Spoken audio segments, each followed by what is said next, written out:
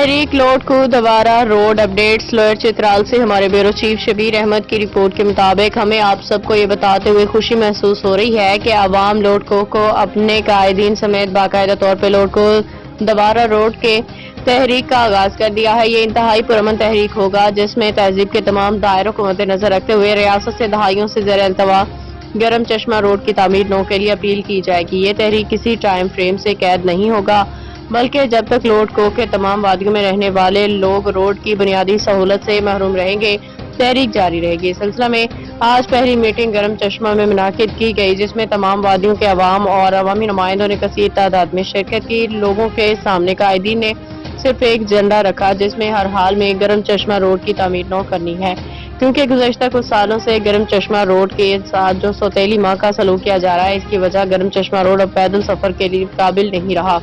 इसलिए नए सिरे से रोड की तामीर इंतहाई जरूरी ही नहीं बल्कि नागज़ीर हो चुकी है।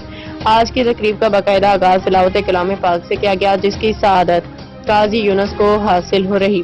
तिलावत कलाम पाक के बाद मीटिंग के अगराज व मकासद बयान करते हुए तहरीक के सरपरस्त नवाब खान ने कहा कि आज की मीटिंग का मकसद वादी लोड को के तमाम अवाम को एक प्लेटफॉर्म पे जमा करके अपने हकूक़ के हसूल के लिए एक तहरीक का आगाज करना है।